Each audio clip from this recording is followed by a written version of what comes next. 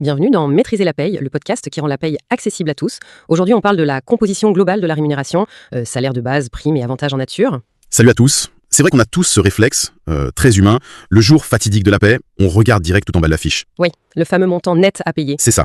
On regarde le net pour voir ce qui tombe sur le compte, mais on zappe un peu de comprendre les règles super strictes qui gèrent toutes les lignes au-dessus en fait. Totalement. Et notre mission aujourd'hui, c'est justement de décoder ensemble les obligations légales de l'employeur sur la fixation du salaire. On va distinguer les primes obligatoires des facultatives et comprendre l'impact caché des avantages en nature. Super programme, c'est parti. Alors, on va entrer tout de suite dans le vif du sujet avec notre premier point.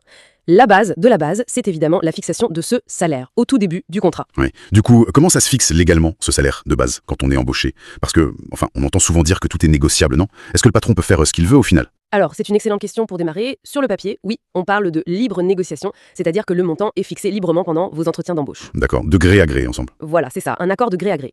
Mais attention, cette liberté, elle est loin d'être totale. Elle est même extrêmement encadrée par le Code du travail. Ah, pour éviter les abus, j'imagine. Exactement, pour protéger le salarié.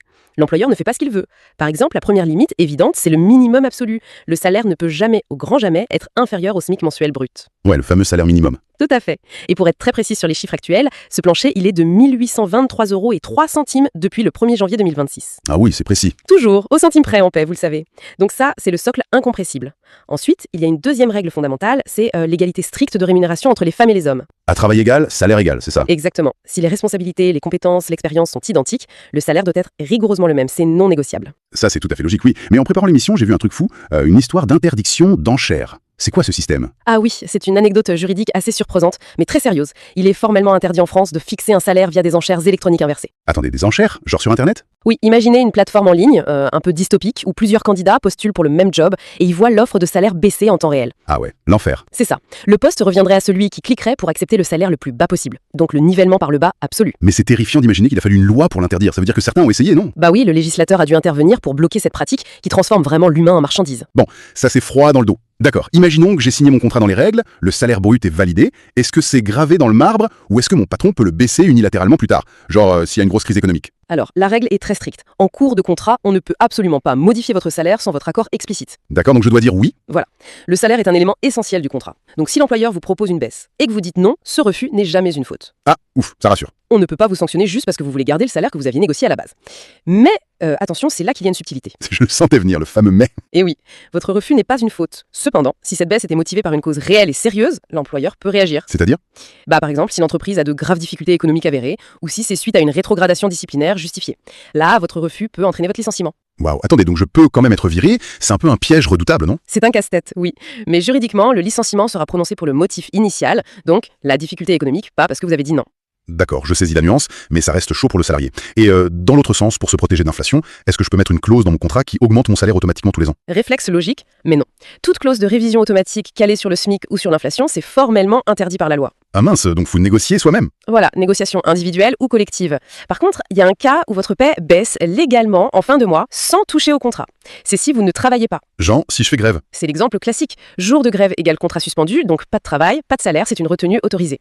Et donc, à retenir absolument, votre salaire brut contractuel est protégé. Toute modification exige votre accord explicite. C'est dense tout ça. Vous avez un support visuel pour s'y retrouver? Oui, je vous offre le chapitre 1 complet, 8 infographies qui décodent tout, du bulletin au barème de saisie et 40 questions de quiz corrigées pour valider vos acquis. L'outil parfait pour passer de la théorie à la pratique, le lien est en description. Mais revenons au sujet. Ok, donc le salaire de base, c'est une forteresse bien gardée. Mais pour les à côté, les primes, tout ça, est-ce que mon patron peut manipuler mon revenu en jouant là-dessus? En gros, est-ce que ces lignes en plus sur la fiche comptent légalement comme du vrai salaire? Alors ça, c'est vraiment la ligne de fracture essentielle en paye. Tout découle de là. Les primes s'ajoutent, oui, mais leur nature juridique change tout. C'est-à-dire, il y a prime et prime. Exactement. Il faut séparer les primes obligatoires des primes facultatives. Une prime est obligatoire si elle est prévue par le contrat, par un accord collectif, par un usage ou par un engagement unilatéral de l'employeur. Attendez, je vous arrête sur un mot. L'usage, ça veut dire quoi dans la vraie vie? Si mon patron me lâche une prime de Noël de 500 € pendant 3 ans, juste pour être sympa, ça devient un usage obligatoire? C'est un exemple parfait. Et la réponse est oui, c'est fort probable. Sérieux? Je pourrais l'attaquer au prud'homme s'il rate la 4e année? Tout à fait. En droit, pour qu'une prime devienne un usage obligatoire, il y a 3 critères. Elle doit être générale, donc pour tout le monde ou un service entier. Ok, général. Elle doit être constante, souvent on retient 3 années de suite, D'accord, constante. du jour au lendemain sans une procédure de dénonciation très lourde. Ah ouais, donc pareil pour un 13e mois ou une prime d'ancienneté. Et du coup, si c'est vu comme du vrai salaire, j'imagine que l'État vient prendre sa part. Vous l'avez dit, c'est purement mathématique. Dès qu'une prime est obligatoire, c'est un avantage en argent, donc soumis à cotisation sociale. Pour financer la sécu, le chômage, tout ça. Voilà. À l'inverse, si c'est facultatif comme un bonus de résultat discrétionnaire ou la prime de pouvoir d'achat du gouvernement, c'est pas soumis aux mêmes règles. Ça m'amène à penser au secteur de la restauration, là où l'argent liquide circule pas mal. Les pourboires qu'on laisse sur la table, c'est un avantage en argent, non? C'est taxé à la source? Alors ça, c'est une exception fascinante. Théoriquement, oui, ça devrait être taxé comme un avantage lié au contrat. Mais il y a une dérogation. Exactement. Après le Covid, les restos n'arrivaient plus à recruter. Donc le gouvernement a sorti une arme économique. Les pourboires versés par les clients sont totalement exonérés de cotisations sociales. Ah ouais, zéro charge. C'est un avantage énorme pour les serveurs. Énorme, oui. Mais connaissant un peu l'administration, doit bien y avoir un piège ou une petite astérisque en bas de la page, non? Vous avez du flair. C'est ni illimité, ni éternel. Déjà, c'est temporaire. L'exonération est valable jusqu'au 31 décembre 2028. Ok, donc après on verra s'il prolonge ou pas. Voilà. Et surtout, c'est chirurgical. Il y a un plafond.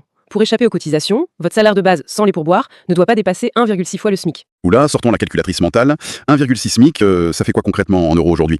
Alors avec précision, ça correspond très exactement à 2 916 € et 85 centimes en brut mensuel. Et en net, sur le compte bancaire, ça donne quoi à peu près? En net, ça donne 2 308 € et 98 centimes mensuels. Attendez, imaginez, je suis un chef de rang.